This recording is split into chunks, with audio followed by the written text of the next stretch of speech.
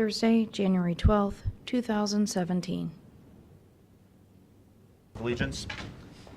Pledge allegiance to the flag of the United States of America and to the republic for which it stands, one nation, under God, indivisible, with liberty and justice for all.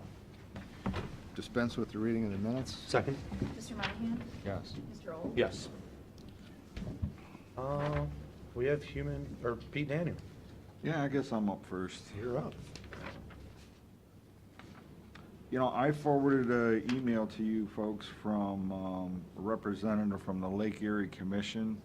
Essentially, their director or whatever is saying, hey, if you'd like to have a meeting with me, I'd come here and we could set something up for anybody that's interested. I don't know if any of you guys are or not. That's in reference to the water. Essentially, yeah, it's a division of the EPA. It's concerned with Lake Erie, water quality issues. have so many- You know, you have so- economic development, water quality issues, conservation type of things. There's a lot of different entities working on the same project, and hopefully they're starting to get together on that. I don't have any problem with that. Yeah, I don't have a problem if she wants to come, Okay. or whoever they're sending. Oh, it's their director. Okay, yeah. So, set up for a board meeting? Yeah, they're just gonna make a presentation like. Yeah. Yeah. Okay. I just got an email, the Board of Revision did their reorganization. They selected Mike as the chair, which really means, Matt, you're the chair of the Board of Revision. Okay, cool. Okay. I received a email from Nexus. We've been working on several things, but one is the easement out at that landfill property. It should be the final form, but I'm kind of going to sit on it for a little bit till we get moving on this other piece. Yeah. And probably ask for, from what I heard, that, the last offer we made, and I heard that people were getting more money, so we'll probably make another counter offer higher again. Yeah, Every nickel helps. absolutely. Okay. Also, How many feet is it going across? I think it's roughly, the number they were using, I think was 570, I think. Something like that. We should get a nice check. Yeah. All right. Excuse me. I got an email from the Snuskey City Manager, wanting a meeting to discuss possibly leasing some parking spaces in our parking garage. We've already talked to you guys, already had a meeting with Eric once before. We talked about this. I informed you folks about that as well. Apparently, he wants to talk about that some more, and apparently it looks like, I'd say, some other economic development issues, as he's asked me to bring Steve Bajali along, and he copied some of his economic development staff. So he said that and some other ideas. So I'm setting up a meeting for that. Again, had this discussion with you folks also. At least I know one official down at the office building is real concerned about this. His idea is that what we probably should do, if it comes to it, is block off spaces for each of the offices down there. Not that every person that uses or drives in there is going to pay attention to that, but at least maybe make the effort. That sounds like a decent How many idea. spots does the city want? That's what I'm going to find out. But from the initial discussion, what they wanted for is just for their staff. In other words, the actually city vehicles that staff is assigned to, not their own personal vehicle, Yeah. but city vehicles. You got a lot of space underneath, which, on that, actually about the fourth level, or the second level down as you go in, I very seldom. Which ever was see it. actually meant, that level was supposed to be for all the employees. Employees only. Yeah, it was, yeah, where that gate thing really was at, but, we don't use it. We used to have a gate there, and the gate hit somebody one time, and we never used it after that. Right. That It's was- there, it's just always open. It's always Yeah. open, it's there. Holes in it. Yeah. Yeah. Well, you've got those two lower levels, and that's what Homeland Security used to use to park all of their vehicles. Mhm. Right, at one point they did. Yeah. I don't know. So we can revisit that. Is that garage ever full? It's full when there's some particular events like Ehovie graduation at the state theater. those Yeah, kinds but of I'm things. talking like, I'm talking, On a regular if I go down there basis, today, right now, No. what percentages? It's not full at all, right? No. No, it might be, on a rainy day, it's gonna be fuller because people Yeah. park in there more often on a rainy day, maybe it's a third full. Sometimes it's more full when like grand jury is in, Mhm.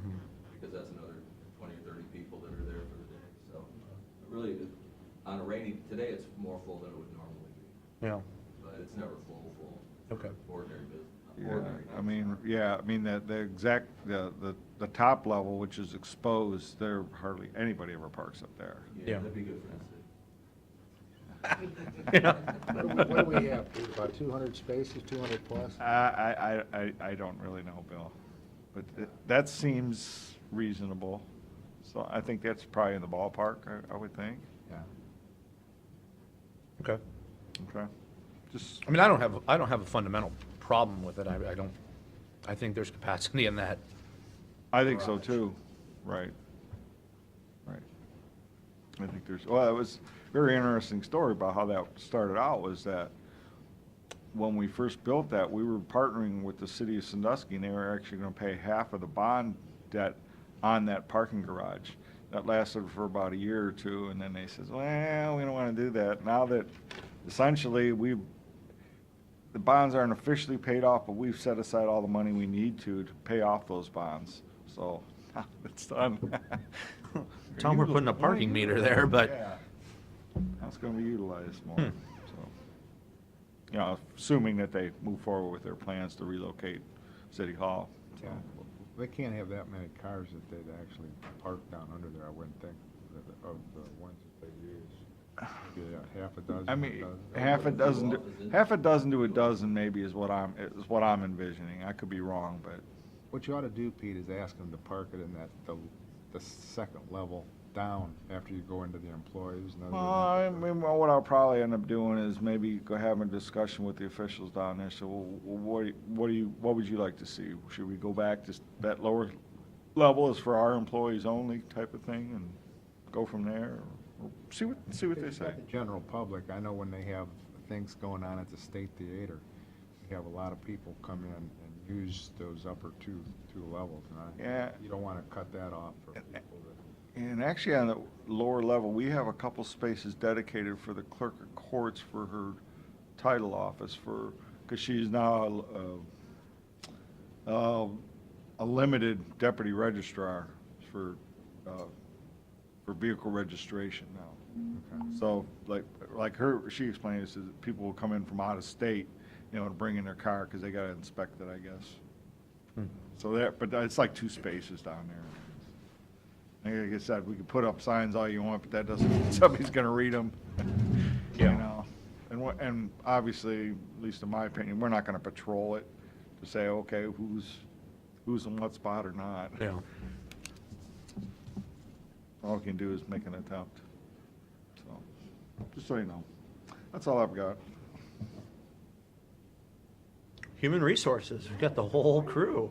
Yeah, we brought the whole department. Good morning. And thank you for the opportunity to present to you our 2016 Human Resources Annual Report. While it could be very long, we promise to be very brief. First off, I'd like to introduce our awesome HR team.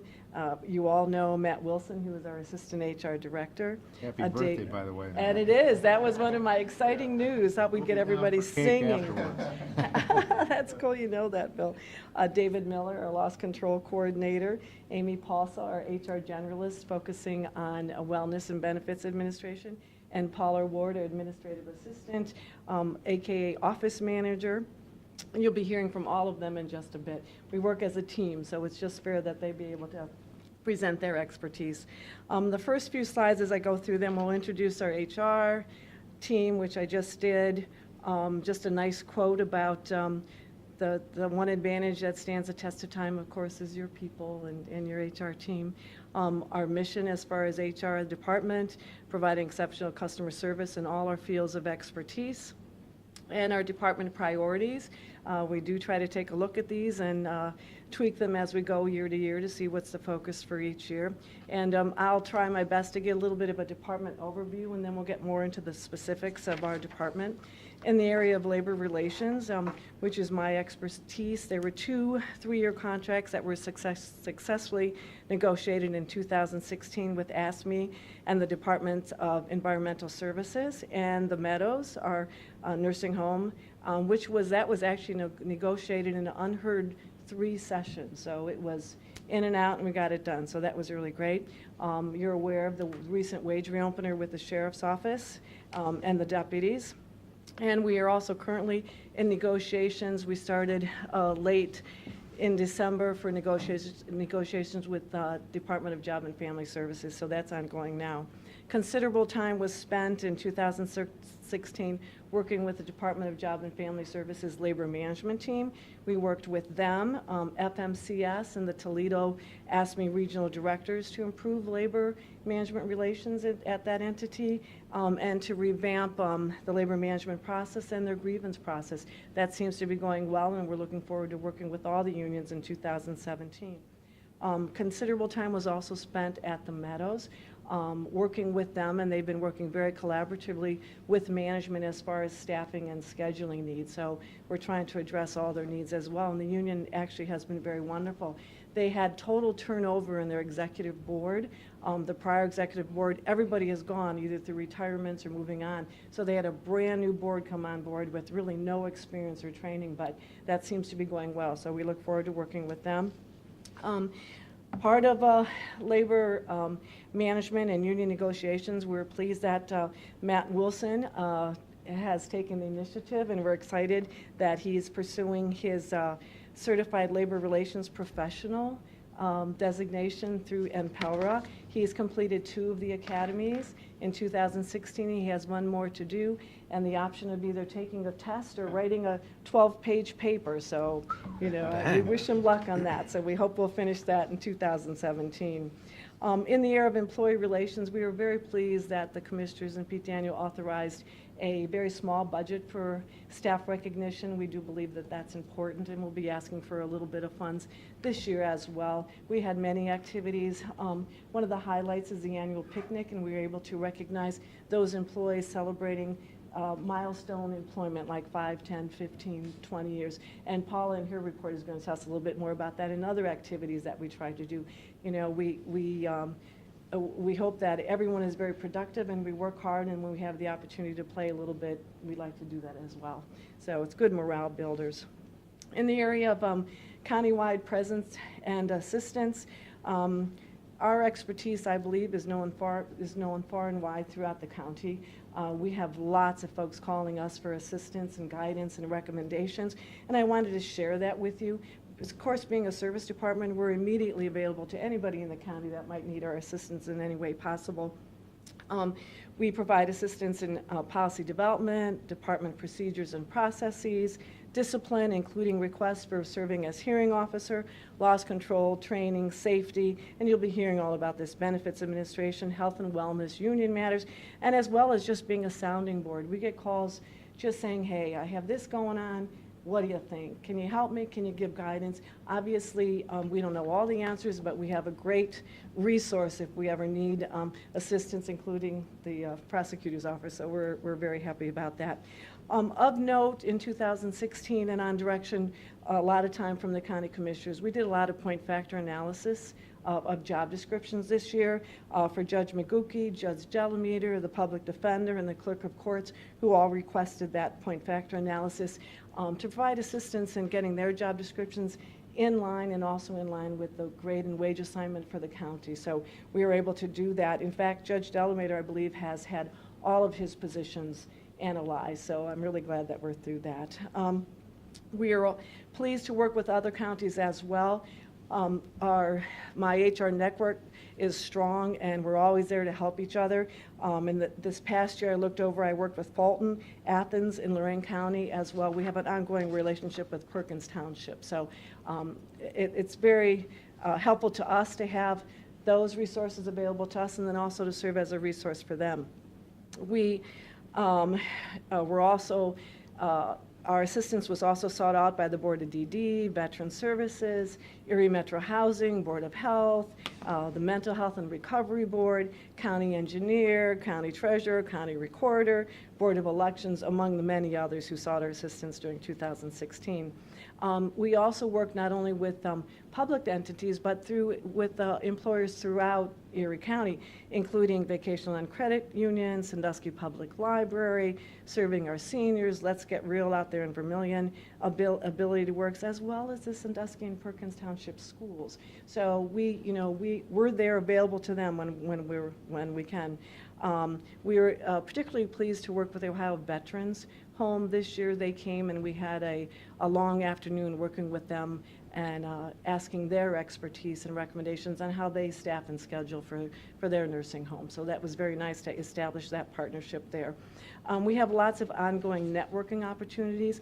We do take that opportunity to represent Erie County and to represent our HR department, and we do that through the Chamber of Commerce, through the local SHRM chapter, through Sandusky Area Safety Committee, the Northwest HR Roundtable, and OPELRA and CCAO. So our presence is out there, and by our presence, it's not only HR, but it's Erie County. So hopefully we're making and continuing the good name of Erie County. As far as trainings and professional development, we are so pleased and grateful to have the opportunity to continue professional development in HR and also our particular fields of expertise. So we appreciate that. This is accomplished through training opportunities provided by OPELRA, SHRM, CCAO, Health Action Council, our legal counsel, official Haas, as well as the prosecutor's office, as well as numerous telecasts and webinars. And it's fortunate that in the HR field, a lot of these opportunities are free. So we're very excited to get our continuing education credits and appreciate the support in that. We also offer continued professional development within our own department. As part of succession planning, if you will. To that end, Matt Wilson was recently appointed to the position of Assistant HR Director with a new focus on labor relations. Amy Paulso was recently promoted as well to the position of HR Generalist, as mentioned, with the focus on wellness and benefits administration. And Paula Ward is on the fast track for HR Generalist position, focusing on recruitment and loss control. So we work very well as a team. If someone's not there, someone else hopefully can help you, and so we're developing as a whole team, I think, while we have our own expertise, we can actually jump in whenever is needed at this point. In the area of legislation and policy development, considerable time was spent on preparing for the Department of Labor FLSA overtime rules, which you now know has been blocked. We spent hours upon hours upon hours preparing for that, culminating with a 3-hour training presentation by official Haas. But it prepared us, and we would much rather be in the area of being proactive rather than reactive. So we spent a lot of time on that. Most of the year was also, and it has been the last couple of years, working on policy revisions to the Erie County Policy Manual. It seemed for a while that those changes would never end. There was always something happening that we needed a new policy or needed to revise that policy. I believe we are now comfortable at this time to submit the final recommendations, which will actually go to Pete Daniel and his department heads at a meeting next week. So we will be ready to have that pending any other changes to you for approval on that. We also get involved in legislation, if you will, as we can by writing letters. And we, my department, and myself in particular, worked on contacting different officials, elected officials, regarding the Department of Overtime rules. And we were in contact with Rob Portman, Sherrod Brown, and Marcy Capter, giving our thoughts on, the pros and cons of that particular legislation. So in the end, I think maybe our little letters might have helped in helping block that a little bit till it's in a form that everybody can accept. Exciting news brought little baby Brody Paulsa to us in 2016, and the announcement of twin girls for Matt in the spring, so we're excited about that. And as Bill already caught, today is Matt Wilson's birthday, and to that end, I'm going to turn it over to Matt. So thank you. Thanks, Nancy. All right. To Nancy's point, she is, as you can tell, I think Nancy has the reputation of being a good leader, a strong leader, in that she's worked to promote each of us in the office. My role now is going to be more labor relations, negotiations. I am going after that certification. I have 2 of those 3 courses complete. I have 1 additional academy to complete this year. With that role, I was able to be the chief spokesperson in the Meadows contract, and I am currently the chief spokesperson in the Job and Family Services contract, which is underway. Also, I assist on labor management committees for environmental services, job and family services, and the Meadows, and I assist with all the grievances that come across our desk. Nancy and I collaborate on those, and we serve together on the arbitration proceedings when things go beyond the normal scope of the typical grievance process. I also serve as a pre-disciplinary hearing officer for the Erie County Health Department, and other elected officials will call upon me when the discipline becomes where it's going to become a termination or a loss in pay or benefits. Then I become involved and serve as the hearing officer for that. Part of the job, too, I assist other departments and agencies with job interviews. So when there's a job opening, I'll help with the interviews and the selection process, and counsel and advise employees on all types of life matters. So we, as Nancy alluded to, we deal with a lot of things that, life happens. And so a lot of times they end up in our office, and we try to help where we can. As far as active involvement in the community, that's one thing that all of us try to do. We do an annual Meadows Adopt a Resident program where 120 to 130 residents are shopped for their bought gifts. That's a very good program. It's been successful for our employees. I was able to pick up a volunteer presenter position with Junior Achievement, so I'm in the schools with Perkins Township, the Meadow Law in 4th and 5th grade programs. Nancy and I served as panel judges for Perkins High School government class projects, and this year I was asked to do a speaking engagement with the Ohio Recorders Association, which had 88 of the Ohio recorders, and Josh Messenberg and myself did a presentation on the changes in healthcare. Also at Christmas time, a Salvation Army shopper. We are involved with Salvation Army just on the street. The other, I'll quickly just mention these, part of the job that I have the, I guess the ability to work with on a year-round basis with cost containment and strategic planning is all these carriers that you see on the screen. These are all of our health insurance carriers: medical, dental, prescription, vision, and life insurance. We have committees that meet bi-monthly to discuss where we are. We shop the carriers. We have a strong relationship with Medical Mutual. We have quarterly meetings where we meet with their senior management, their top-level executives, and go over the standing on that. And Superior Dental Care, we are new with them this year. We're going to save $35,000 to $45,000 this year in 2017. And with that change, we're only going to disrupt about 22 employees in the network. CVS Caremark, a savings of $355,000 over a 3-year agreement. VSP, we signed a 3-year rate guarantee, and we're able to enhance the benefits there as well. And then Voya Life Insurance, we're able to increase our life insurance to $75,000 for employees. We do all online enrollment now, so we've worked towards this for the last several years. Amy has been fantastic. Her and I work together to make sure everybody's enrolled. We do all of our updates in one system. It's communicated to all the carriers, and we're just excited to be able to offer that to employees. My final remark is that Erie County, we're known for having good health insurance, good employee relations, and we just want to continue that into the future. Thank you.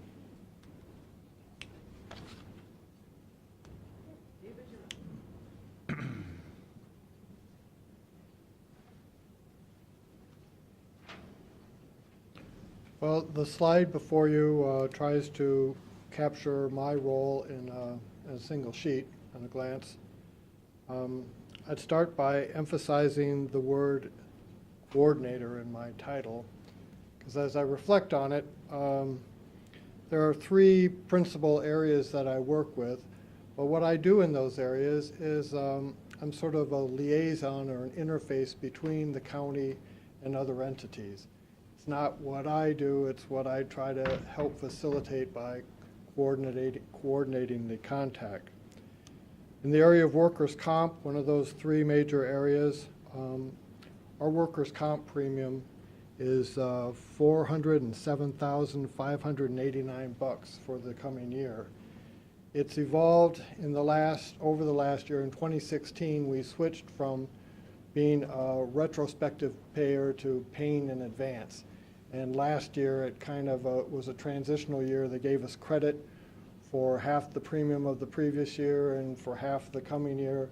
But going forward in 2017, the Bureau calculates what our premium is based on our 2016 payroll, and that's that $400,000 number. So I work with the BWC, but again, emphasizing the coordinating aspect.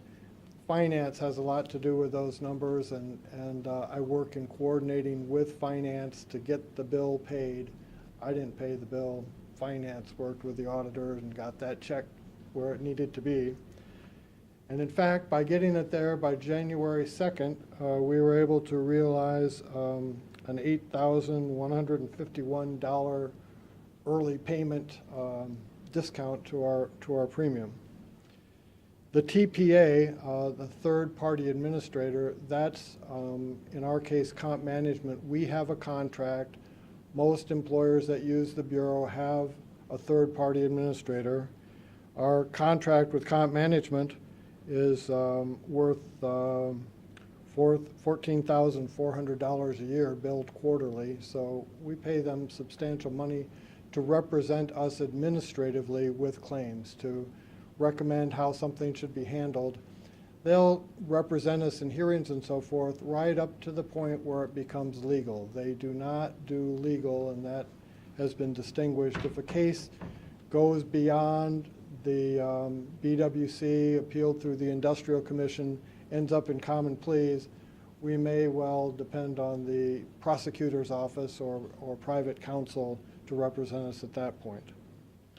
The MCO stands for Managed Care Organization. Most entities have one of those too. We pick them, but we don't pay them. They are paid by the Bureau. We get to select.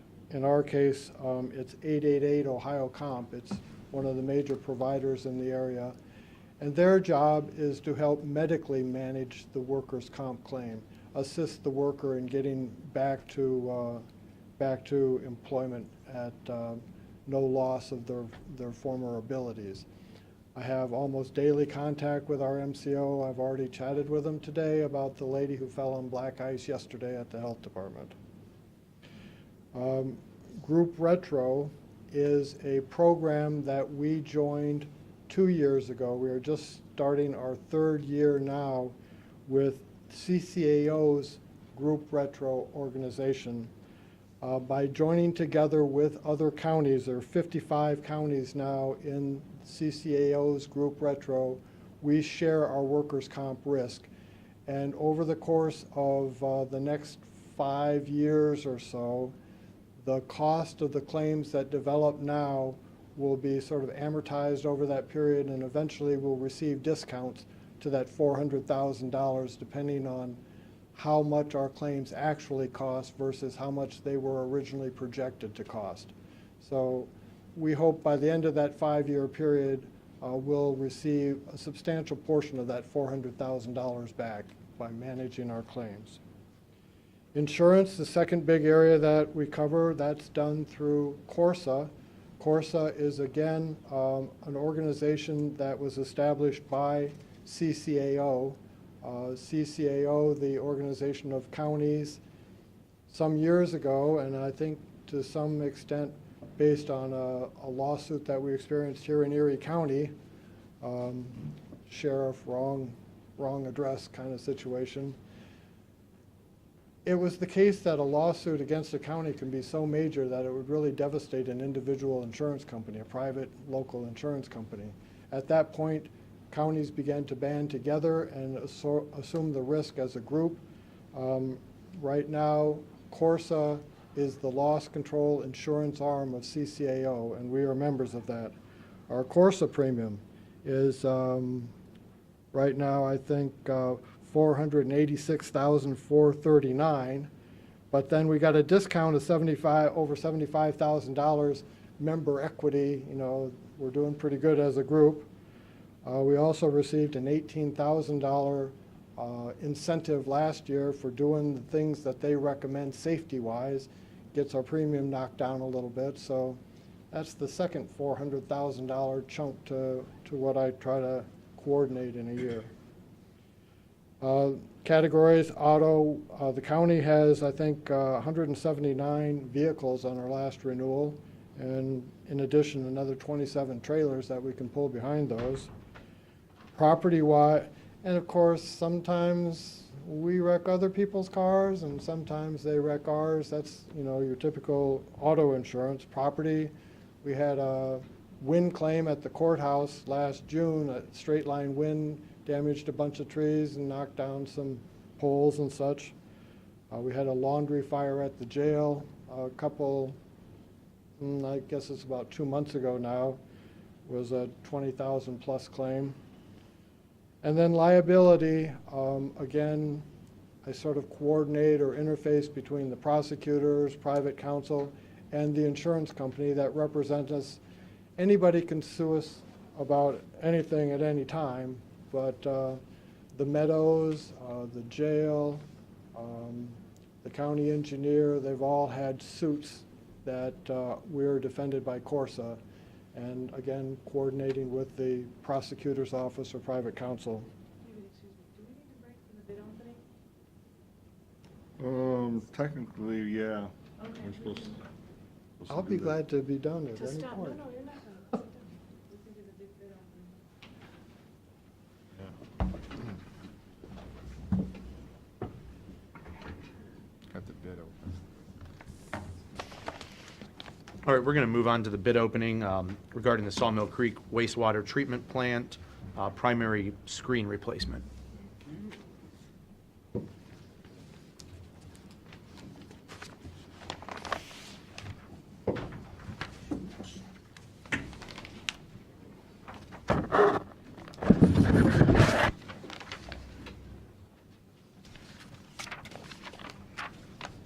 Okay, our first bid is from HPH Mechanical Contractors out of Toledo, Ohio.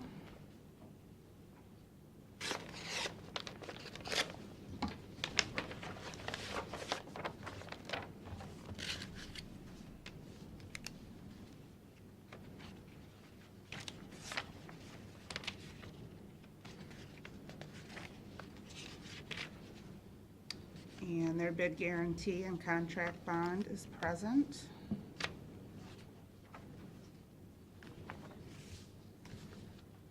And the amount of their bid is $758,700.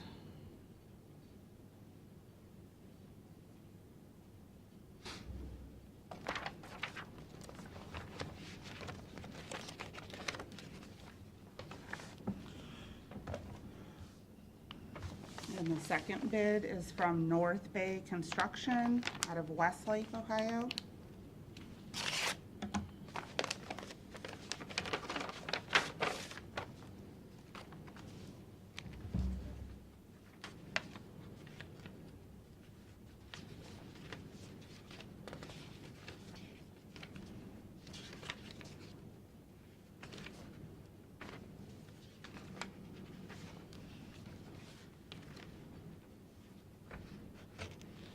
And their bid guarantee and contract bond is present as well. The bid amount is $709,000.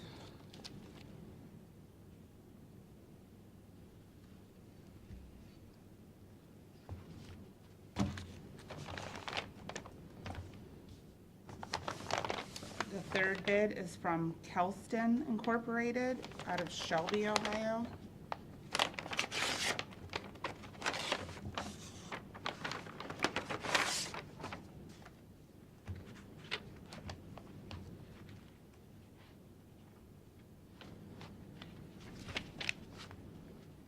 And their bid guarantee and contract bond is present.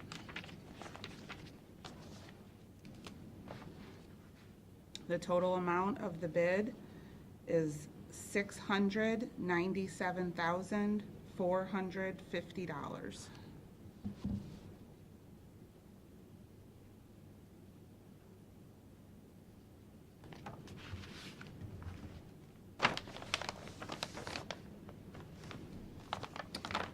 next bid is from Kirk Brothers out of Elveda, Ohio.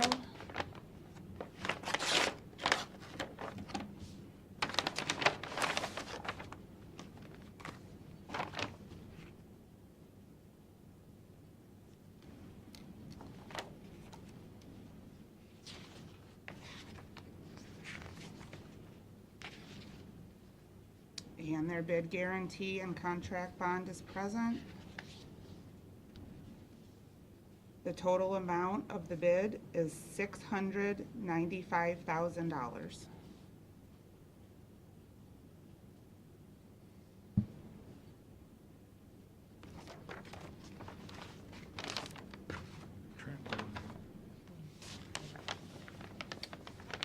And the last bid is from Mosier Construction from Fremont, Ohio.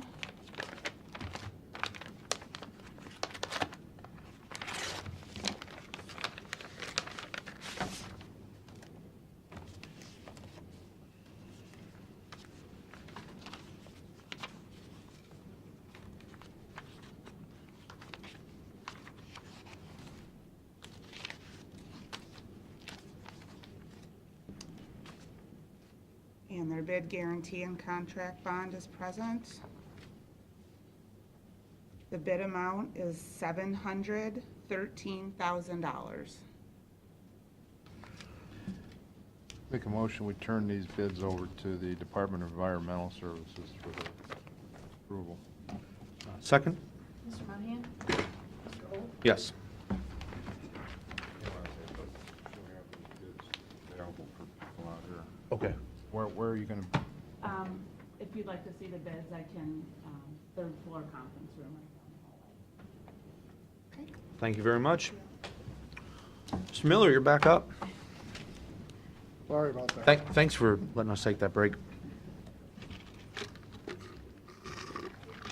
The third major area of my job, and what we did there last year, is safety. And again, emphasizing the coordinator role, I convened a couple meetings of the county-wide safety committee in the last year. Topics of cybersecurity and active shooter or active killer training are the kinds of things that across different departments and different offices are mutual concerns of our county entities, and where we try to work together and collaborate with the resources like the Sheriff's Office for ALICE training, or the IT department for cybersecurity issues. Safety training, work with the various fire departments, doing things like fire extinguisher training. We'll have AED, CPR training again this year. We had it in the previous year. Forklift training, tornado drills, those sorts of things we try to facilitate. I've got a bullet for CLICA, and you see CLICA is one of the logos on the sheet. CCAO, the group of counties, get together and insure themselves with CORSA.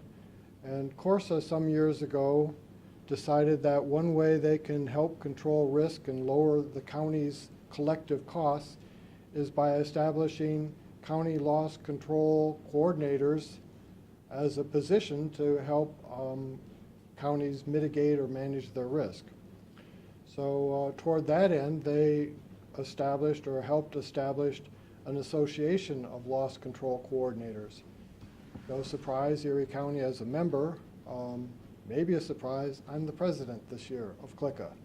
So we'll be going to a planning meeting down in Columbus at the CORSA offices, which are co-located with the CCAO office.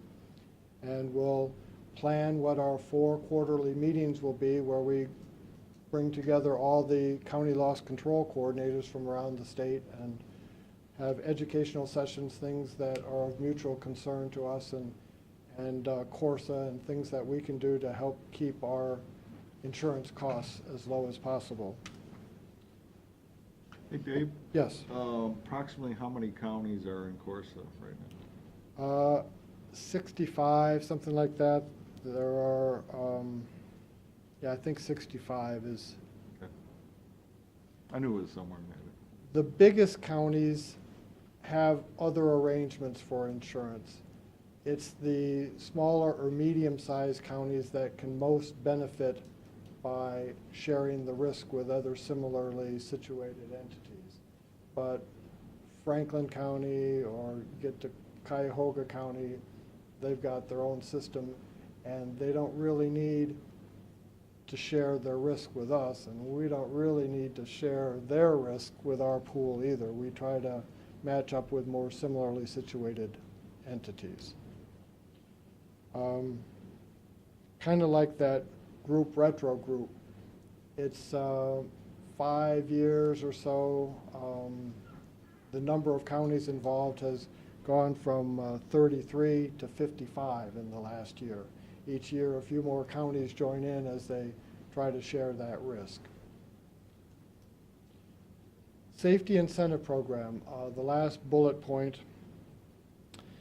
The safety incentive program is something that Corsa has for each county. By participating, we can receive a deduction on our Corsa insurance premium.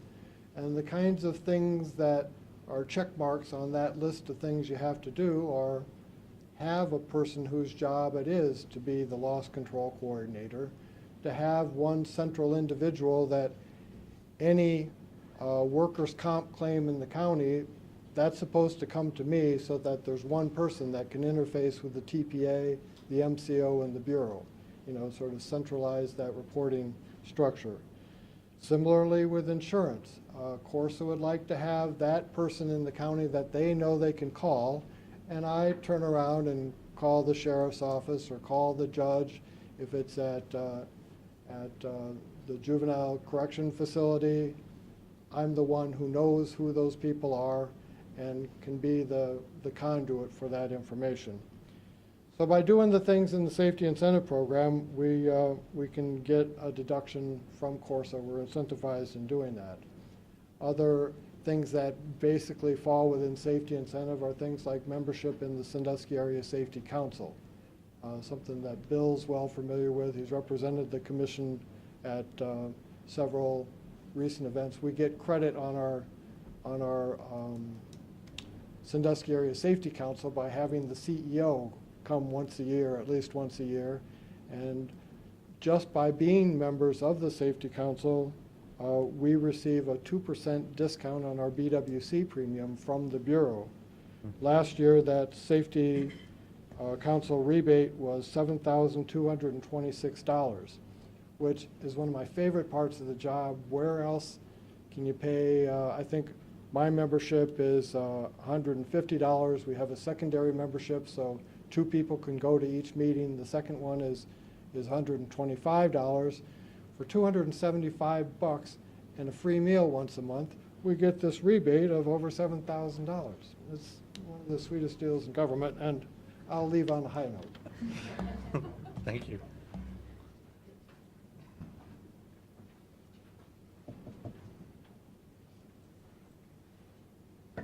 Oh, wrong way, sorry. Good morning. I'm Paula, the Administrative Assistant in HR. Welcome, Commissioner Ohl. Thank you. It's been a busy year in HR as usual.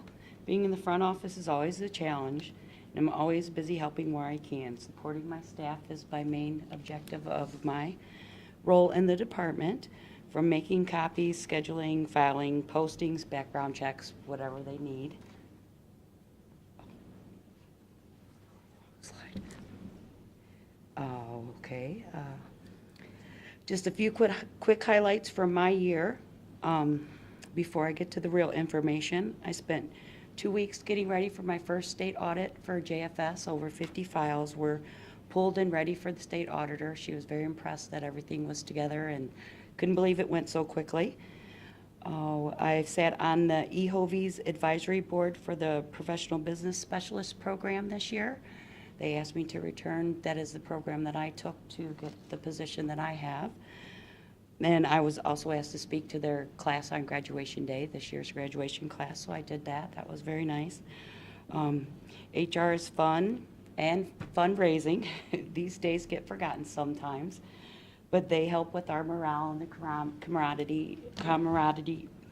camaraderie of, of our departments. A lot of times HR, we forget, a lot of departments don't know everybody in other departments because we see everybody. So it's nice to have a pie break or a popcorn break once in a while and have everybody come down and say hi to everybody else. Not only do we do that, but we also help with area United Way. We have a 5K run. Oh, let's see, Big Brothers and Big Sisters. Matt mentioned our favorite Meadows Christmas. I think they love it, and I think our employees look forward to it every year.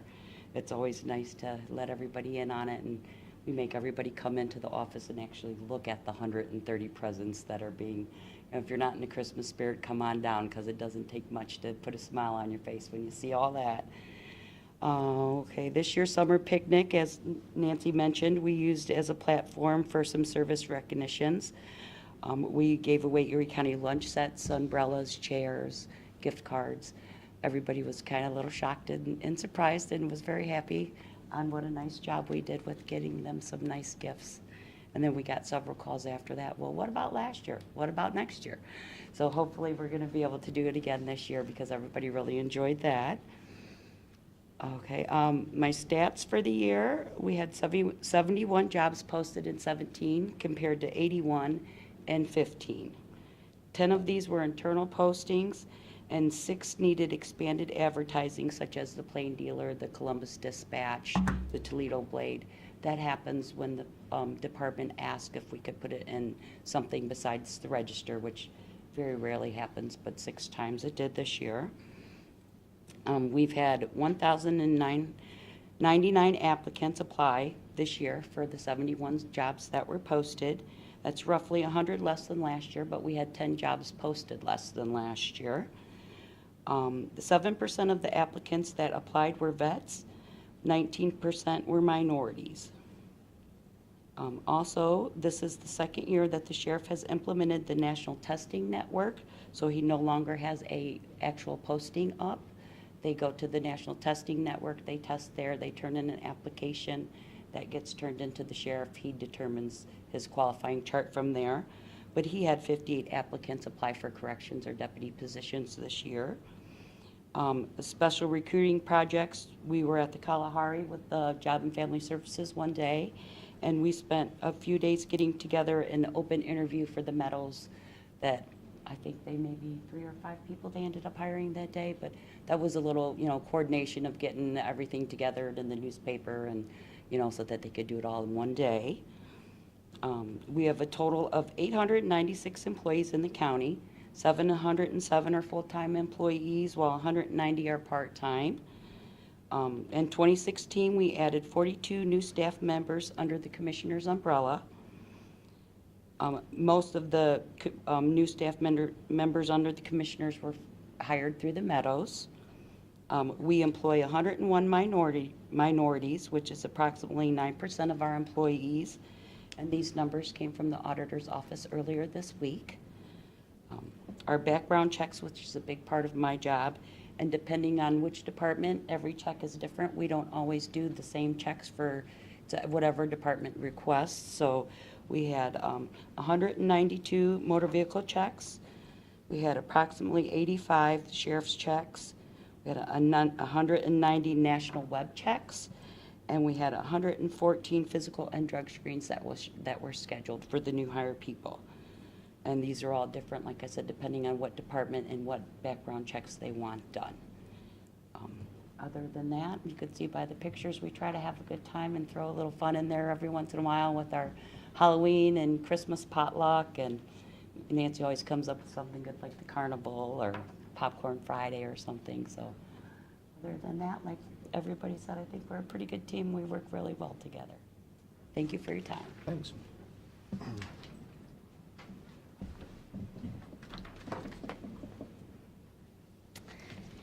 This year, we had 242 employees and spouses complete their IHAs. 235 of those completed their pillars testing, which will give them $250 off of their deductible this year, up to, depending on how many they passed. They also, if they're on the HSA, that could be a dump into their HSA account.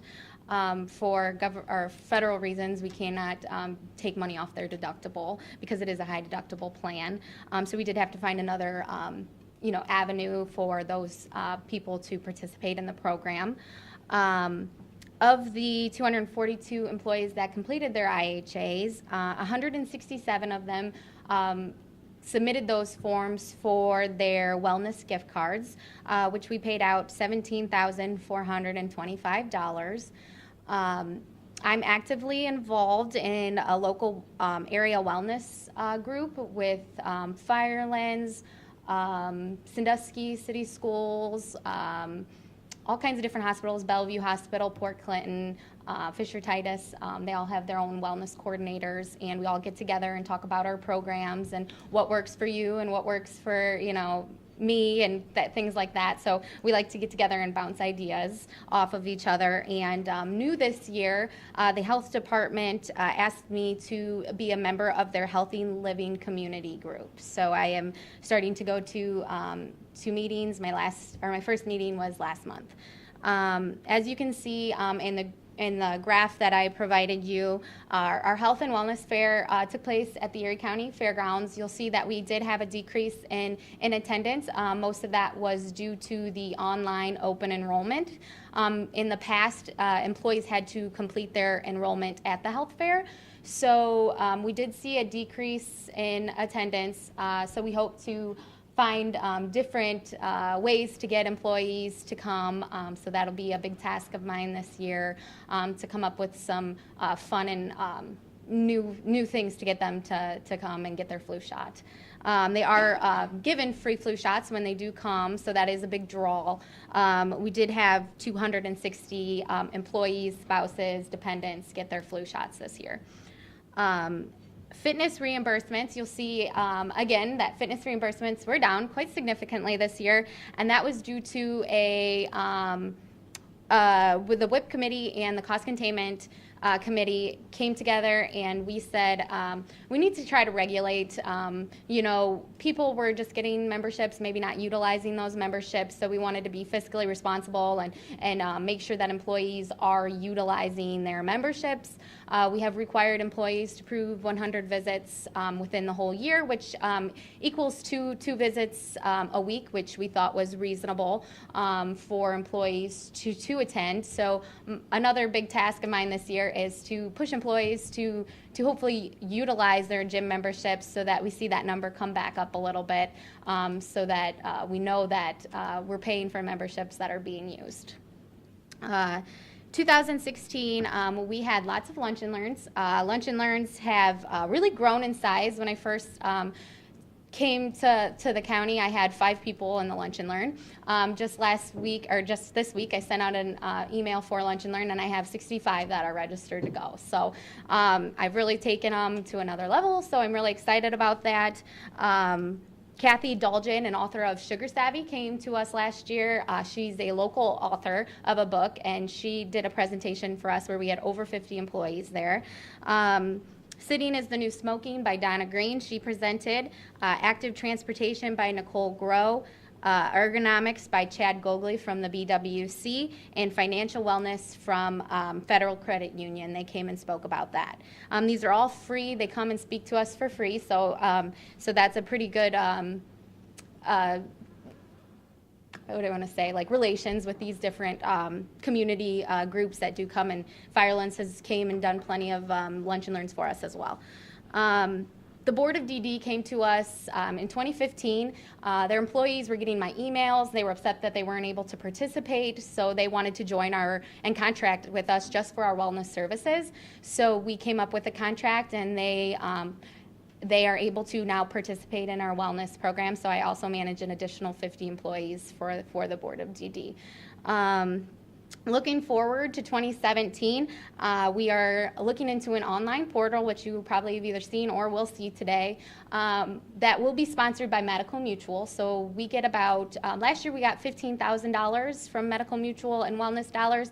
This year we will be getting $18,000. So part of that money I wanted to put into a online portal that employees can look on their phones. They can do it through their laptops. They can reach it at home, so that wellness is not just at work. They can take it home with them as well. So it's always on their mind and things like that to keep them well, because most of their day is spent at work. So we want to make sure that they're well both at work and at home. So hopefully that'll be a good transition, and employees will really like utilizing that. Weight Watchers this year will be moved from to a reimbursement program as well. Before we were paying half their membership up front. Now they will have to show proof of, actually attending and weighing in order to get their half off reimbursement through the county. So we're setting up ways to hopefully hold some employees accountable. I did have plenty of employees contact me about the fitness reimbursements, and they said that 100 visits really pushed them to attend the gym more. And one employee even said he had 26 days left and he had to go 24 times. And he went all 24 times because he wanted to get his reimbursement. So I think it is pushing employees to do more, and that is a really great thing. In the beginning of the year, I spent several weeks out on maternity leave, so my awesome coworkers picked up the slack for me, and when I came back, we hit the ground running, and I've been really pleased to be able to work with Matt Wilson, and he's been mentoring me in the benefits, so I feel like a sponge. I'm just trying to absorb as much as I can and as fast as I can. So I look forward to this year and to see what the county has to offer for me. So thank you. Thank you. Well, thank you guys for coming up, and we appreciate it. Our office is always open if you have questions. While Thanks. we're here, I just wanted to mention, I've had an opportunity to work with most of the HR staff several times in the last year with primarily on labor negotiations and so forth. And I've found everybody to be very qualified, professional, prepared, and Matt has really stepped up to being a good leader in those meetings. And Thank you. He, along with Nancy, are very happy to take the county's management position to the negotiation table and hold fast and get the best deal that's typically able to be gotten. So, Thank you. Yeah, and by all accounts, thank you for stepping up, and all of you seem like you're working together and coordinating, and that's great. So thank you very much. Thank you.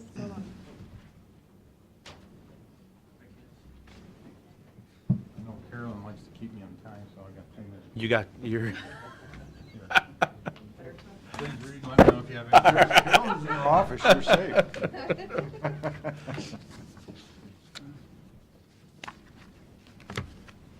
Did you leave an extra one here? Okay.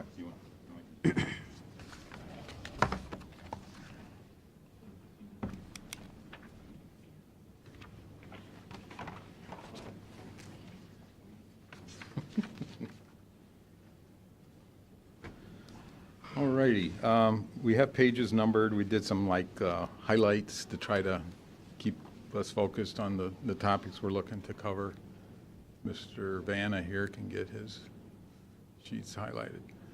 On the first page, it's the general fund where we look at things without. We have the sunset sales tax dollars still out there, and then in 16 we had the bed tax for the Sports Force project. So we back those out so that we're just looking at the day-to-day general fund. And as you can see there, we had a whopping $8,700 surplus, so if nothing else, we had a balanced budget. Now at the bottom of the page, we're looking at the different percentages. There you go, Pete. You can see we didn't quite hit our revenue budget. We were well under the expenses. On the right there, the 29.3 and the 27.5 figures, those are basically what the forecast would have predicted our revenue and expenses would have been for the first year. Any questions on the first page? Nope. Second page, we kind of analyze more as to what happened and why maybe the numbers are the way they are. A big thing that happened in 15, which is part of the comparison you're looking at, is we had a number of one-time revenue sources in 15. 15 was a 27 pay period year. We had accumulated some dollars to help offset that. So And in total, there was about $750,000 of one-time revenue estimates. So we backed that out to give it a more valid comparison. So instead of having revenues for 16 versus 15 being flat, we're seeing almost a 3% increase. Looking at the expenses, again, we remind you of the 27th pay period in 15. A couple departments I highlighted just to mention, like for instance, the autopsies, the coroner has it's almost an unpredictable task in terms of keeping up with with all the drug-related incidents and just even the routine stuff. We don't try to determine whether it's one time or not. Unfortunately, it just seems to be ongoing. The municipal courts were higher. There was a couple adjustments that took place in 15, and plus, City of Vermilion's municipal court, sometimes we have to nudge them to get invoices. That being nice, maybe, Pete, but. In the Board of Elections. Board of Elections, presidential election years they're. That was, yeah, okay. That's what that's all about. There's a block of information there on transfers. The total transfers in 16 were down from a year ago. In 15, we put a pretty good chunk of change into our debt service accounts. Children's services in 16 ended up being close to 6% of our general fund budget. And I don't see those numbers necessarily going anywhere but up. The capital contributions for the general fund in 16 was less than 15. In total, it was about $475,000 lower in 16 than in 15. Again, you make those adjustments, instead of looking at a expense increase of less than 1%, it was more truly reflected at about 2.5%. And again, we backed out that extra pay period from 15. I don't know if there's any other questions on the page 2. Third page is another way that we look at the general fund, and you can see in part the funds that are available still in the sunset sales tax. There's still about $800,000 out there. There are some encumbrances, contracts that are still. Scooch that up a little, Pete, if you could. We're looking at the bottom part there. Yeah, you can see the highlighted section. So at least in terms of what's in the records at the end of the year, there's still about $600,000 that could be committed. I know Pete's got a lot of ideas going on, as do the commissioners, so we'll see what happens. I don't think there's any other issues on page 3.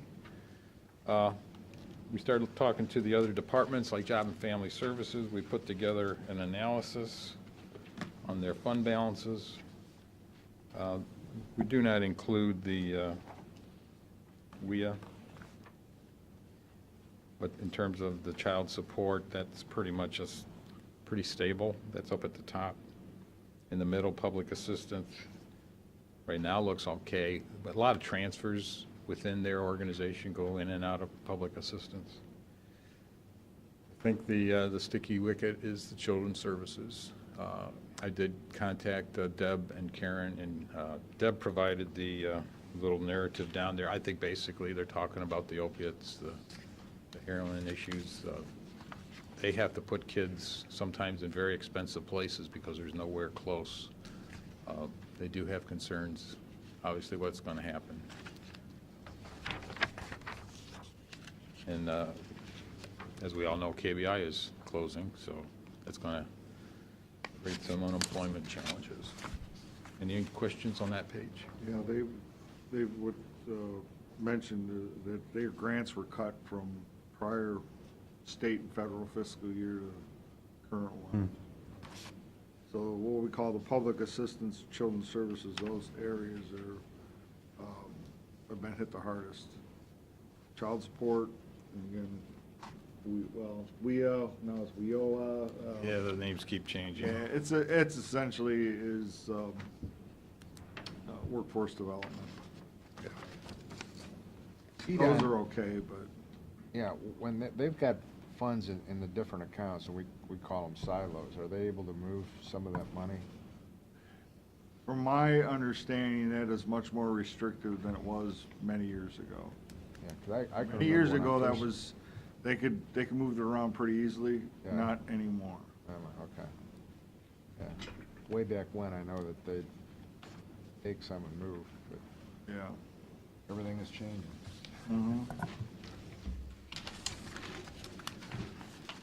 Page 5, the Meadows. Their year-to-year comparison isn't quite as good as it was last year, but their fund balance is up. We met with them for their budget for this coming year, and Lori did provide a graphic, which is kind of nice. And while I think their occupancy is kind of staying pretty solid, but they're getting more Medicaid. Unfortunately, Medicaid is not a very lucrative business. And we like the Medicare instead of the Medicaid. Yes, they'd like to get Medicare, private care, hospice, and. Well, it you know, looks like their occupancy, their census has been down most of the year from where it was the previous year. Yeah, it's down, but that is a reflection of the situation with staffing. Yeah, that's what she said, so, unfortunate. But yeah, they're competing with the new facilities out there that have a lot. I know they're trying to do their best out there, but it's a tough road.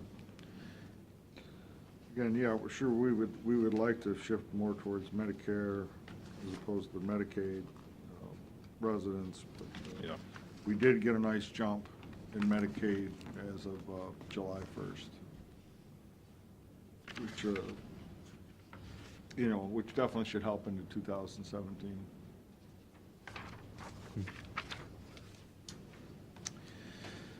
The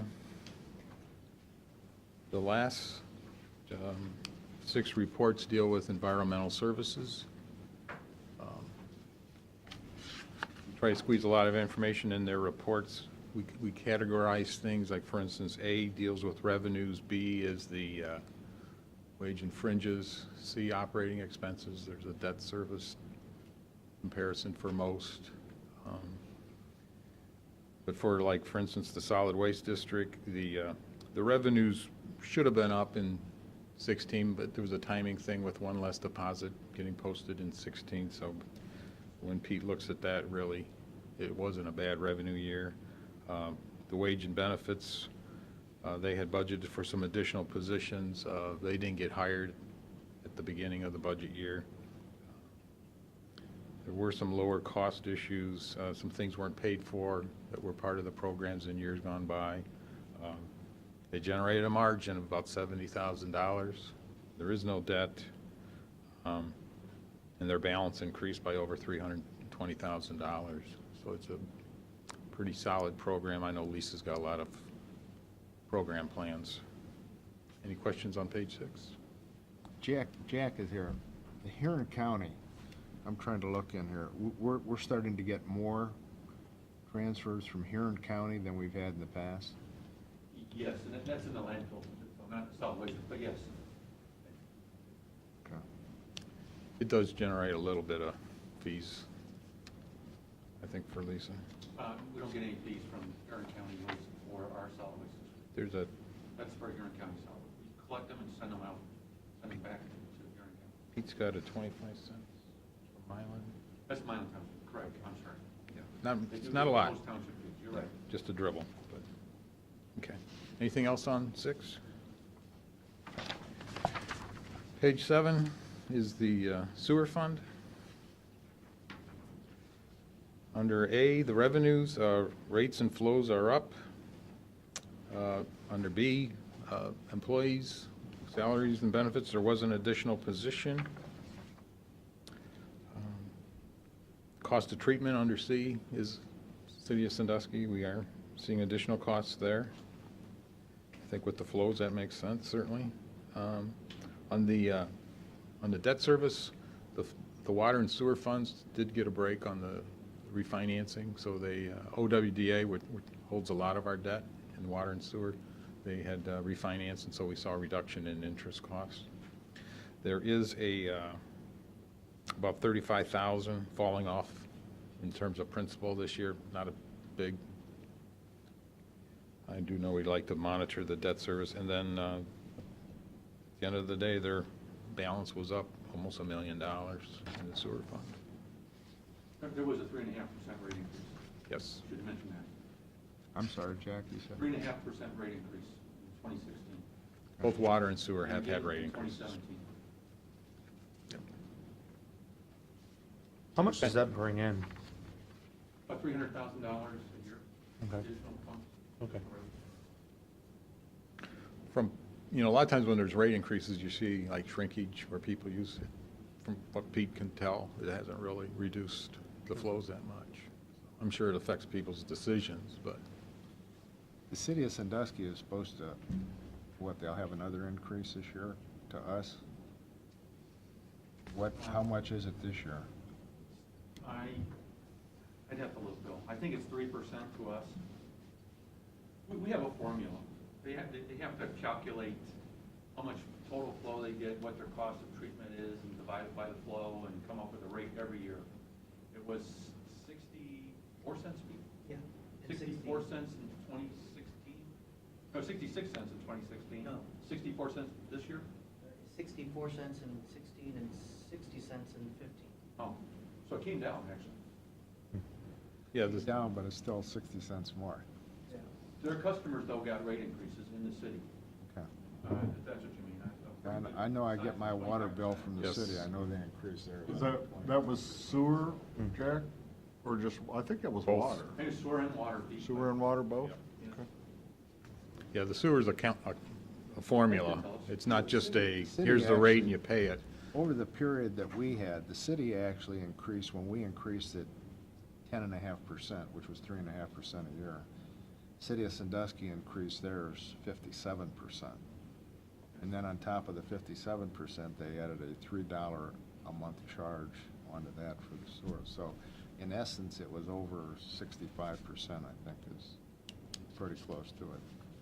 Yeah, they created that stormwater account in the city. For the county residents, when you look at the 10.5% that we increased, it's kind of dwarfed by the 60+% that the city added to theirs. Yeah. Anything else on sewer? Pages 8, 9, and 10 are all water related. We present the combined water fund, which is the way the auditor's office records it, but we've had questions in the past, so we are including water A and water B. But for this morning, maybe we'll just talk about the consolidated, unless there's questions. But basically, again, we talked about the rates going up. Rates are up, revenues are up, flows are up. Under the wages and fringes, pretty much real close to what was budgeted, no additional positions. Overtime becomes, part of the day-to-day operation. It's kind of hard to avoid it. We talked about the cost of water. We earlier talked about OWDA interest being reduced. I'm looking at Water District B, and I'm looking at $1,446,000 deficit. If we Page go 10. out 5 years at the same rates we're going, this deficit will disappear. We're pretty close to it. We actually saw a margin for 2016's information. If you look at down there, $600, but it's never happened Yeah. from what we could see. Well, from what I understand, and Jack, I think you and I have had this conversation before, maybe it was with Pete, but over the course of the time, that deficit will continue to come down. That's how we do the books, Bill. It should, yes, but, it depends on what we do with how we're paying for the water purchase and who's paying, what water should be paying for what debts and. Water, It's- the water A and water B worksheets do show the rates, and there's quite a difference between A and B. There was a water rate increase again in 2016. There was a 3% water rate increase, and there's another 3% in 2017. Happening this year. And we're selling water to Bellevue. It goes through Water District B, Correct. but all of that revenue goes into Water District A. I don't know if No, they we did changed or that. not. We Change that? It did change? Okay. Yes, we did change that. That didn't start till later in the year though, right? October. Yeah, but we did change it.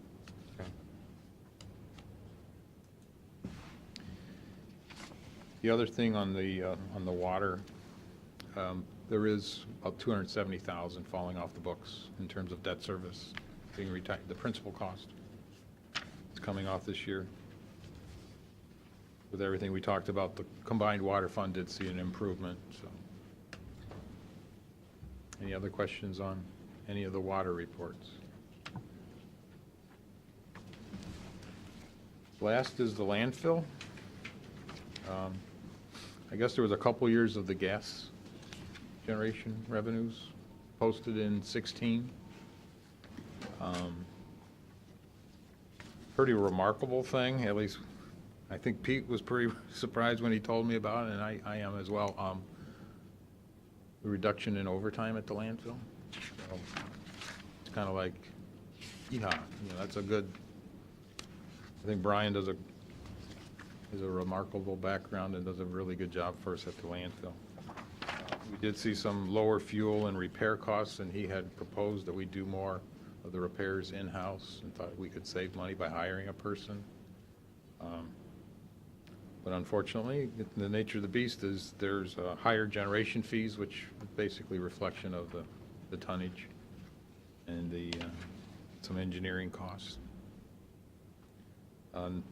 No good news on the debt service. There is no reduction because OWDA has not financed any of our improvements out there. We do show the different tipping fees and the tonnage activity at the bottom of the page for your. But the landfill, with everything they were doing this year, did show an increase in the fund balance, so it's. Why does the gas collection go from 41,000 to 127 to 15 to 128? Like why does that jump so much every other year? The gas collection, we collected 2 years in 16, but we didn't collect just a few months in 15. Oh, okay. Yeah, there was a dispute going on, so the contractor, Oh, okay. our contractor did make his payments. Gotcha. Okay. Maybe Well, that catch up, I would guess. answer that. Yeah.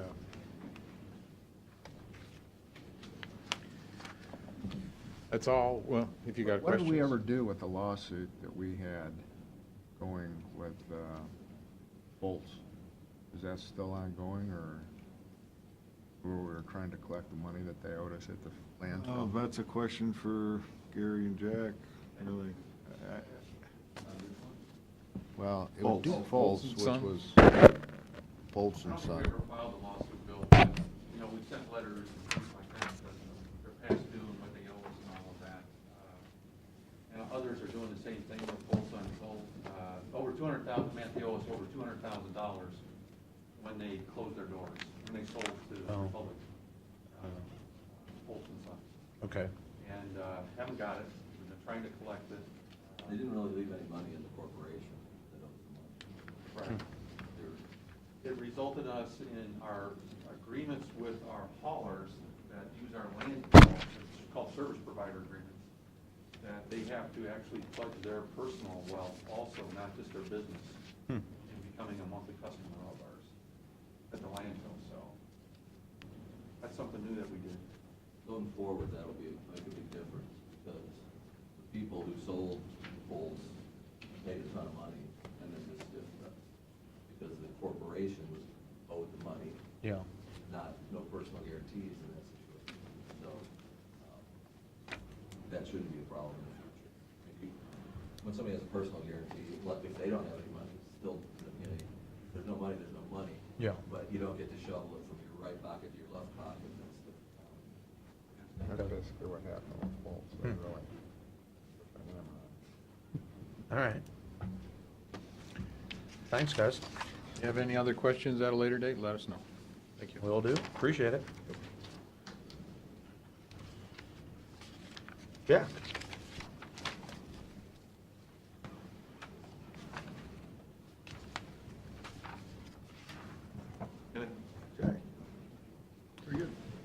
Well, we have two construction contracts, or engineering contracts to talk about this morning.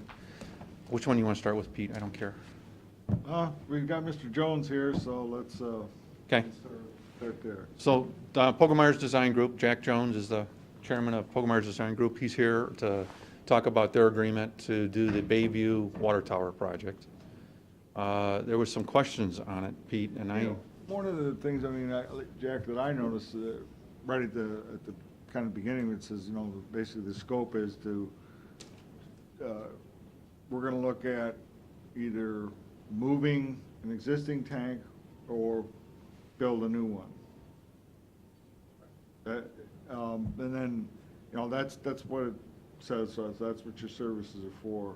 But later on, like in the back where it's got the estimate of probable cost, I believe that is for just a new tank?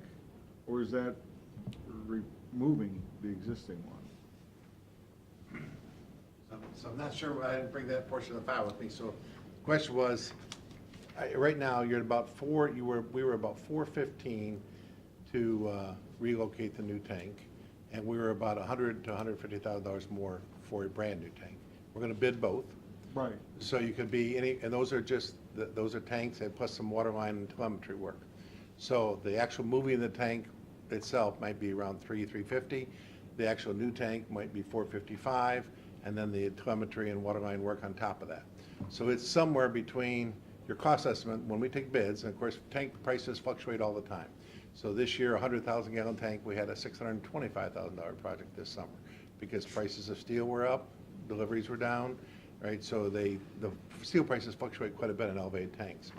So you're going to be somewhere between that, let's say, a project cost, somewhere between roughly $475,000 and let's say $600,000 project cost. That's what you're going to end up with, and that's the project we're bidding on. So we proposed a $55,000 contract, which included $15,000 of specialty inspection, which Jack alluded to they could do with their own people or their own subcontract. with a local relationship. contractor that does that work for us and has done it So quite you a can bit. take that out of our contract, we pass that on 100%.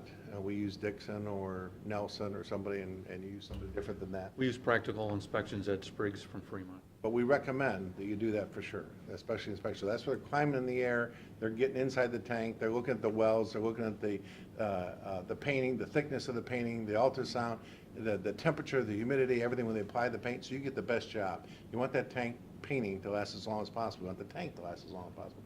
It's really important on an existing tank that you're relocating.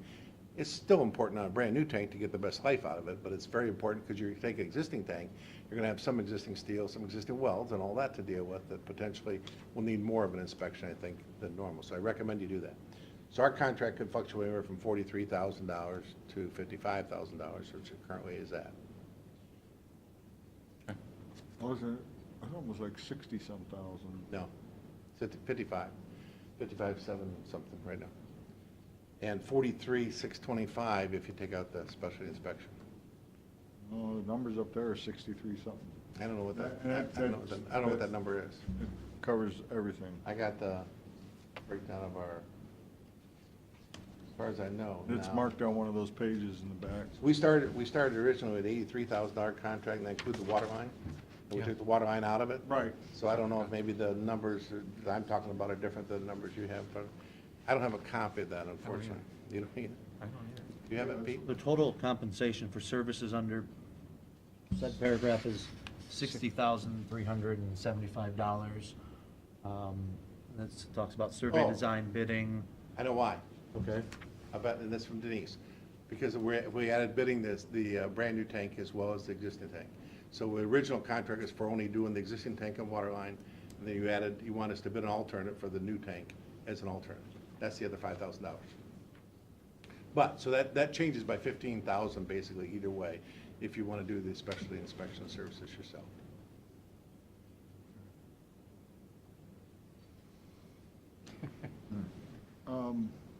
Wait, repeat what you just said. So there's an item of roughly $15,000 in there for specialty inspection services, which Jack alluded to he could use a local to do. It should be, I don't know what the item on there It's still going to be a is. similar price, though. It's called not gonna specialty be tank observation. 13,000. Second to the last item should be. 13,000. How much? 13,000. 13,000? Yeah. Can I see what you're looking at? Yeah, I- Unfortunately, I didn't bring that, and Denise didn't get that to me.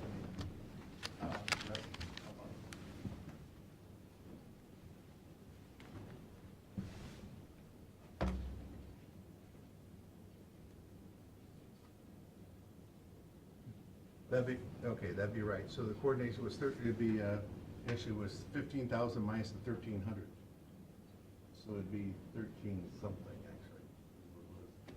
actually. So the design increase, you see what's the differential here? So the design increase from 20 to 24 because of bidding the new tank alternative versus the existing tank alternative. That's the difference in price. At 15,000, we had originally 15,000 budget for this item, $1,300 for coordination services of that sub-consultant. So that should be, that probably would be right, 13,000 would come off. We also, since maybe that contract, or maybe in that contract, is we asked Denise to add in costs for spray aeration system for THM removal. Oh.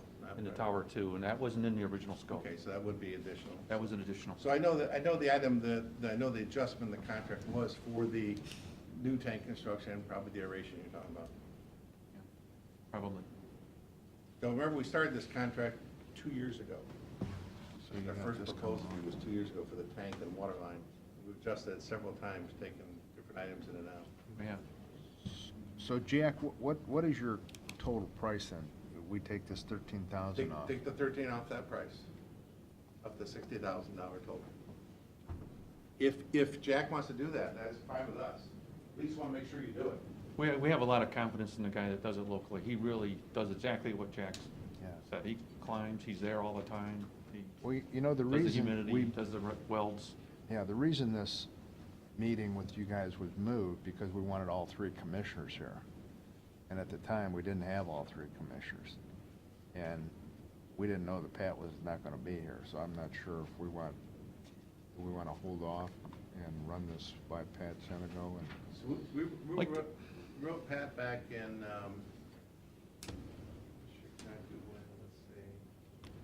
we responded to Pat's question about that specialty inspection services. Wrote him a lengthy email about all the items they do for that, and why we recommended you do that. I talked about the contracts and the fees. This was, I think, in April or Whatever, it's fine. April 2016. I mean, I don't wanna speak for Pat, but when this came up, he says, you know, when this came up, he says, well, now he says, I thought we started off at a $400,000 project, and now with the project estimate, 10% contingency, and the engineering, now we're up to a $500,000 project. So you're. That's what he And brought that would up. be true, because you started 2 years ago. The first estimate is 2 years ago. I have that estimate. So your estimate for that tank relocation was actually done, the first time it was done was February of 2014. I don't know if that's right or not, but it was either February 14 or 15 for sure. It was $536,000 project cost, $457,000 construction total with contingencies for relocating the tank without the water line. It was $790,000 with the water line. Water line project's under construction right now. That's gonna be about $250,000 by the time it's done. Yeah, I think you really need all three commissioners here to make the decision. Like That to was get the it going reason we forward. initially moved this, as you know. We wanted all three commissioners here, so. This is to give better fire protection, better reliability to the village of Bayview, so I'd like to get it moving at some point, though. I mean, Oh, yeah, it's absolutely. been going on for a long time here. Yeah, we'll talk about it next week. Yeah. Okay, that's fine. Okay?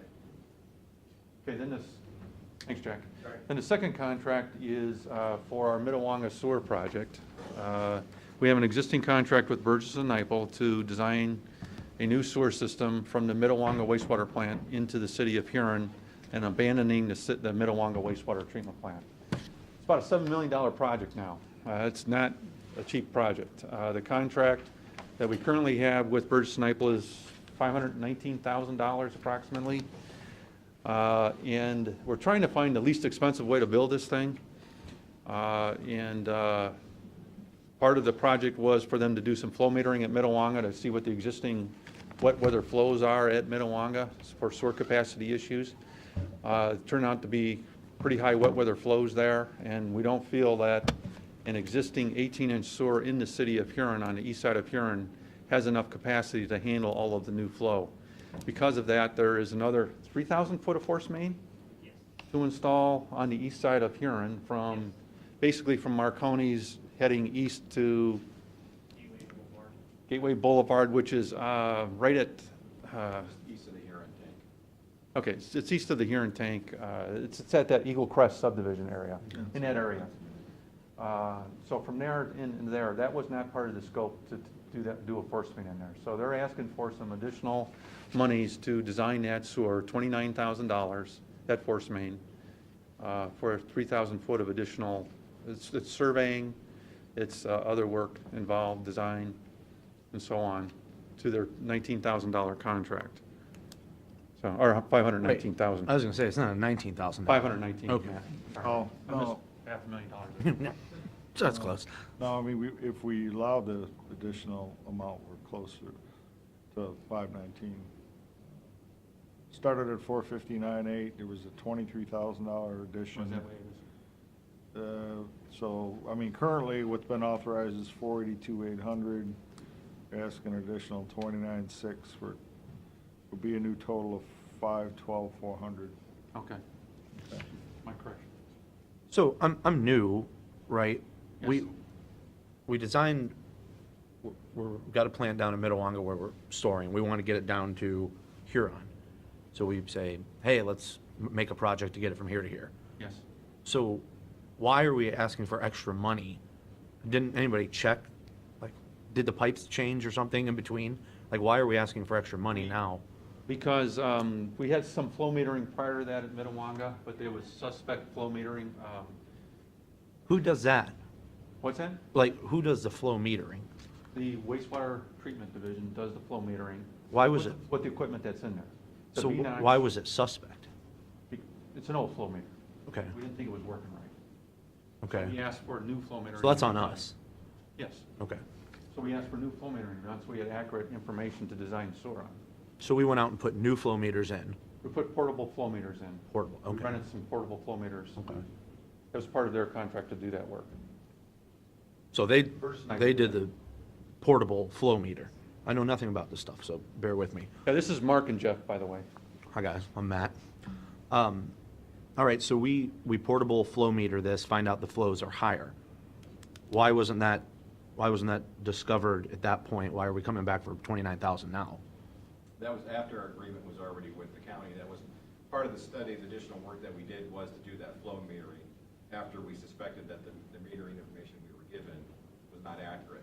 So we got the additional flow meter. It showed higher flows than what was assumed in the beginnings. Therefore, we needed more capacity in that gravity sewer that Jack was talking about, 18-inch, that we now need to bypass. The concern is that if we put that flow into the head of that 18-inch, we're going to surcharge that sewer, Sure. back it up into the reservoir. We want to get beyond that and tie into the new force main that's actually being installed right now from A Street Pump Station. So we didn't have the information that was assumed to be accurate at the time we scoped the project. As we got into it, it looked suspect to us, and when we did the additional flow miner, it indeed turned out that it was. Isn't that, I don't know, isn't that doing it backwards? Shouldn't we have the accurate flow before we pay $459,000? I mean, I don't know. I don't know who does that, but I'd say I really want to know the reality before I dump $500,000 into something, right? And now we're coming back for 29,000 more. I mean, it seemed, I don't know whose problem that is. I don't know that it's a county problem. That we're coming back for 29,000 more dollars because we didn't have accurate. I would hope before we're spending Anytime you this kind of design a money. project that's buried underground and that there's sewers involved with flows and things like that, you learn things as you go. What's a portable flow meter cost to rent? I think we had 4 meters out there for 4 months, and I believe it was about $2,600 per month. So if we would have spent $2,600 per month, we would have had accurate flows. Now we're coming back for $29,000 because we didn't do that? We did some of that, Matt, but we still weren't happy with the information we got. Okay. I don't know, I'm just, We wanted to verify. it just seems like, It's a good thing we did. you know, it just seems like if I go to build a house and they say, we need 600 2x4s, we start building and go, well, we didn't account for this, we're gonna need 650. I mean, it's like, okay. Well, when you add a room, it costs more money. But And we're adding a sewer. That Well- costs more money. But I just wanted a We looked house. at up front. No, I'm not saying The anything. original agreement. Yeah. So you would have been paying the 29,000, it just would have been part of the original agreement. You know, the hope was that we could get into the sewer and feed it by gravity, not have to put this extension on the force main. Sure. But unfortunately, that's just the way it's worked out.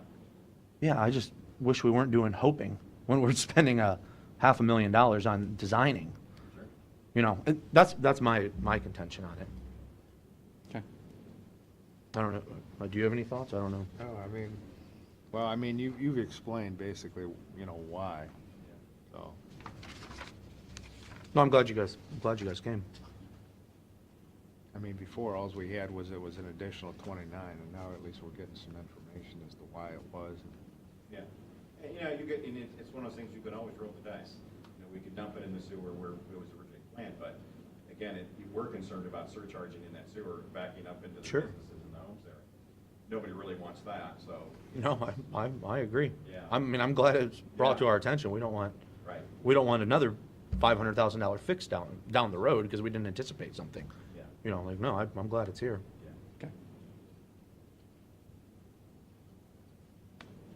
What else you got? So we need transfer funds, Pete, is what I was told this morning, to have Well, adequate money. we're in a temporary budget, so there's no transfer of funds needed. It would just, if it's approved, it's gotta be made sure it's part of the budget Okay, when we finalize it. okay. But I mean, technically, if a board's gonna approve it, you need, I don't know, we usually do a change order or Amendment. certainly a revised auditor certificate, Sure. minimum. Usually there's some kind of amendment, yeah. You don't have anything here from Liam? No, I've never seen anything. Hey, we'll send you up a revised auditor certificate then for it, Okay. for the increase. Okay. All right, I guess so we're not asking for any action this morning. What we should do, Jack, is Yes. whatever we did with the previous change, if it was just a revised auditor certificate for the earlier 23,000, then Yes, that's what we do, or if there was an actual change, agreement change, mm-hmm, whichever, okay, okay? all right. All right, I guess we'll have to come back with that. What's going on with these weld breaks that are happening all of a sudden? There's a lawsuit going on. I don't know, do you want to talk about that publicly or not? I mean, I'd be glad to if that's what you want, but. We've got an executive session that we're going to do today, but with Mr. Shanago's on and postpone it to next week. Oh, okay. Because I think some of the things that we want to talk about need to be in executive session. Okay. We've talked about it in a very general sense, but not with regard to probably to the legal issues, let's say. No, sure. I can say, in 2015, we had one water main break in Water District B. Yeah. 2016, things started to change, especially mid-year, May, June in there, more breaks started to occur. We've had in excess of 15 water main breaks, I believe, in Water District B in 2016. Are these fuse breaks? At the fuse joints, the actual breaks, Breaks, okay. at the fuse joints. Yeah. Fuse joints are failing. That's almost, So it's a big increase, big change to what was happening prior. Yeah. Well, because we had talked about, the percentage in District B that had broken. Yes. And I talked to Bill a long time before I was commissioner about it, and he was telling me, 2.5% Yeah. per year, basically. is that, so what is the break rate per year? How many breaks should we have, just by nature? With the report, the only report study that we can find, around 3 a year. Yeah, that's what we talked about. But this is like way higher than Yes. 2 a year, all of a It's in- sudden. Yes. What changed? Couldn't tell you. Yeah. Nothing's changed, water use-wise, water flow-wise, same pump station, same water towers, same customers. Prior to this year, we were averaging about 2.6 breaks per year for 150 miles. Yeah, Yeah, for 190 miles. at 400. How much? Well, that's what the report says. 2.6 would be a typical number of water main breaks per year for 100 miles of sewer. And we have 190 miles of sewer. Yeah. Or water, say sewer, water line. So you'd expect something more than 3 would be reasonable. Sure. But now we're way up above 3. Yeah. That's changed. So, and it just changed suddenly. I don't get it. And, all of a sudden, it went, phew. Yes. Yeah, it's bizarre. I mean, because we were looking at Yeah, it going, yeah, okay. It inconveniences our customers. It's a health issue. Every time we have a boil alert. Sure. There's no fire protection when that water line's down and out of service. It's a problem. Is it, we've got a crew of guys that go out and fix these. How many guys go out when one of these breaks? For a break? Yeah. 4 to 5. So, and how many hours are they out there? Depends on the break. It could be anywhere from 2 hours to a whole day, 8 hours.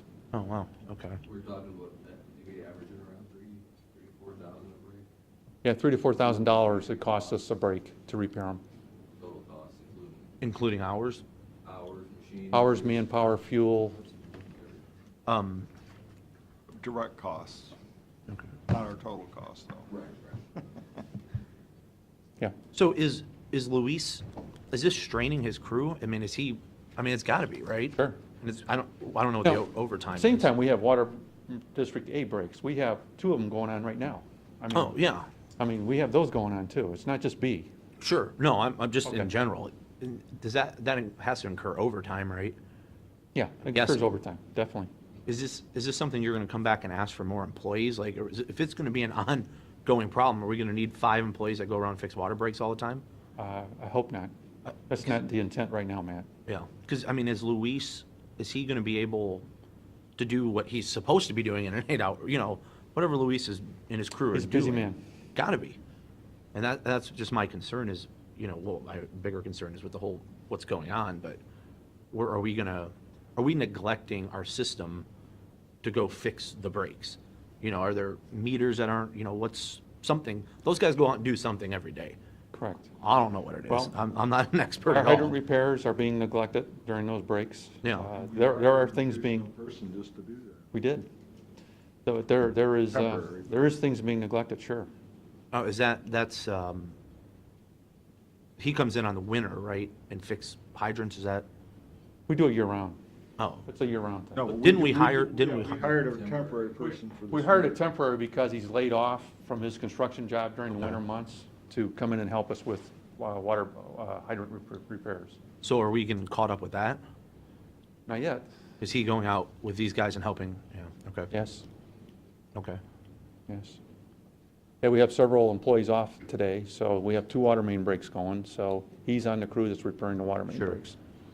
How many water main breaks do you have in District A on an average? I mean, I've seen some years where we've About had 60 a over year, 50.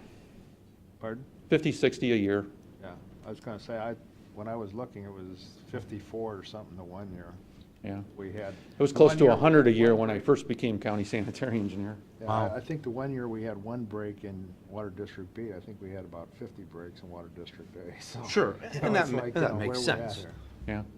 And I suspect Luis and those guys sort of budget that into their time, that you're gonna have a percentage break a year, but this is, and maybe 15 isn't enough that it's sucking up all their time. I don't know. It takes 3 or 4 hours, whatever. I worry more about our customers than, but yeah, it's causing us labor issues, sure.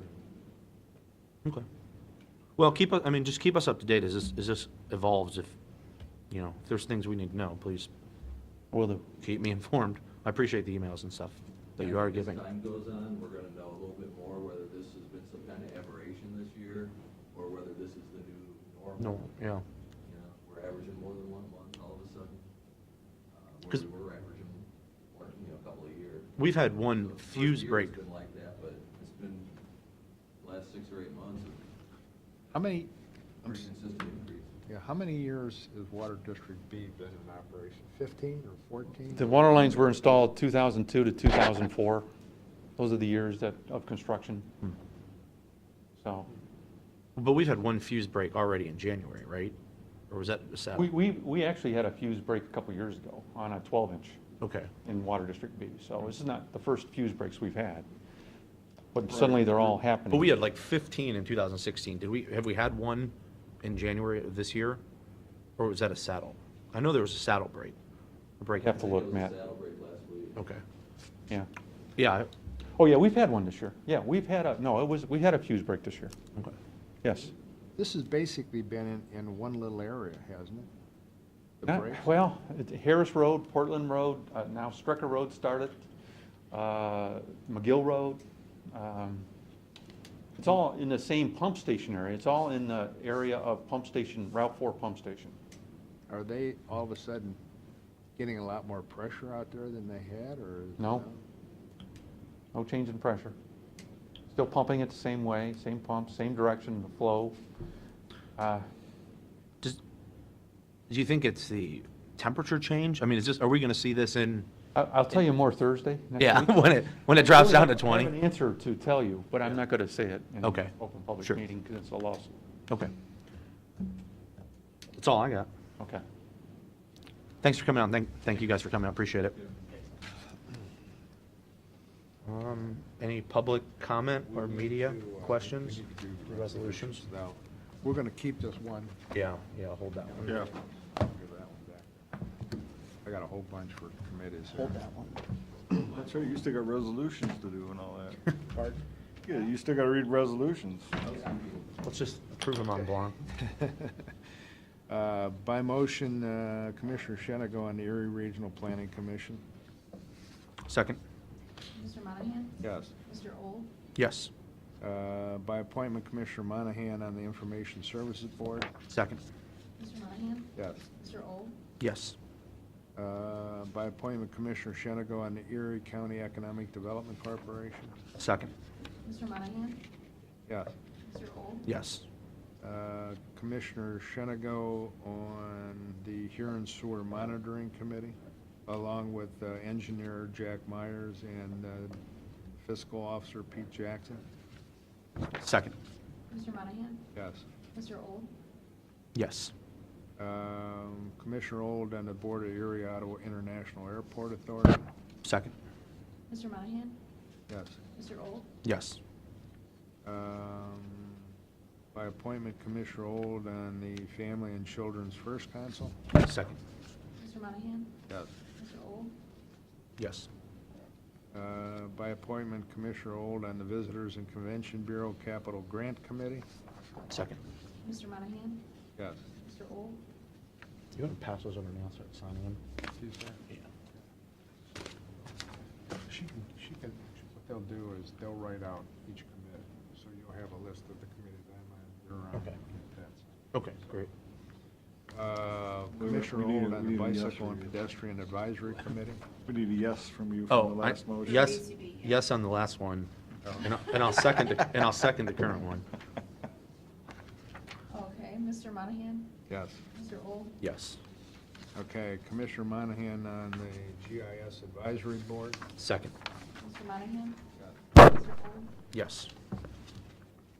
Okay, Board of Commissioners, for the purpose of entering an agreement with the Interactive Think Incorporated. Second? Mr. Monahan? Yes. Mr. Old? Yes. Board of County Commissioners for the purpose of designing the official representative and alternative to vote at the annual meeting of the County Commissioners Association of Ohio. Second?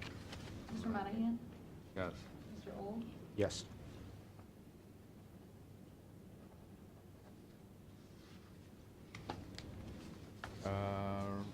Resolution of the Board of the County Commissioners of Erie County for the purpose of entering into an agreement with Plant and Moran.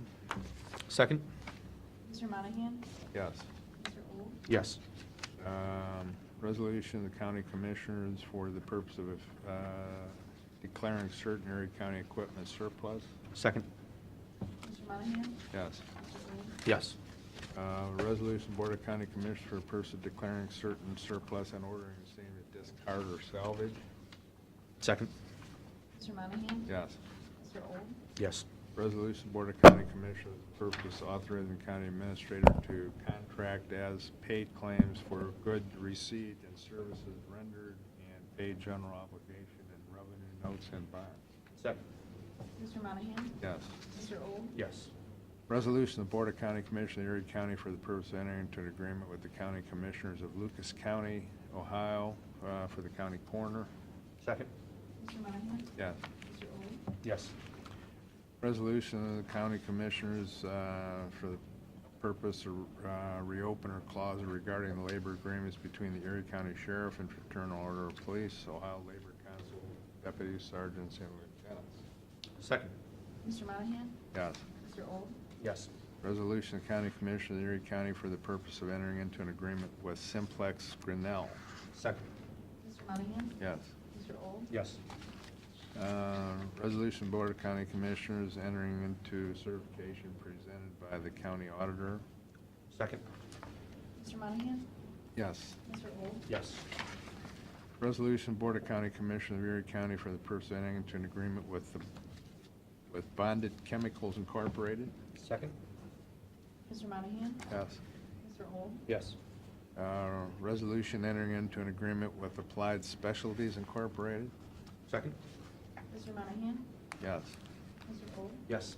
Resolution for the purpose of entering into an agreement with PVS Technologies Incorporated. Second. Mr. Monahan? Yes. Mr. Old? Yes. Resolution for the purpose of entering into an agreement with Bonded Chemicals Incorporated. Second. Mr. Monahan? Yes. Mr. Old? Yes. Good work. That's it. That was all. There's no further business. I'll take a motion to adjourn. So moved. Second. Mr. Monahan? Yes. Mr. Old? Yes.